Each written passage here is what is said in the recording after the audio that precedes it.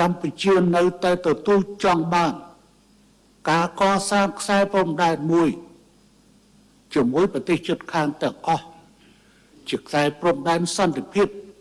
មិត្តភាពសហប្រតិបត្តិការនិងការអភិវឌ្ឍ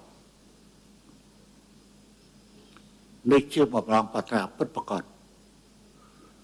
សូមអរគុណហើយសូមប្រើប្រាំការសួរសុខទុក្ខចំពោះកងកម្លាំងប្រវត្តិគ្រប់ប្រភេទដែលកំពុងការពារនៅតាមព្រំដែន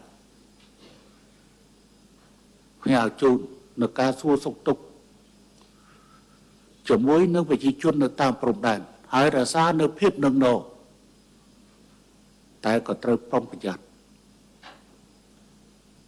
ហើយសូមឲ្យខេត្តព្រះវិហារដែលមានការក្បាតក្រហមជួយទ្រទ្រង់ជួយមើលការខុសត្រូវចំពោះជនភៀសសឹកដែលត្រូវបានជម្លៀសចេញមកដាក់នៅទីតាំងផ្សេងដើម្បីធានាសុវត្ថិភាពសម្រាប់ប្រជាពលរដ្ឋ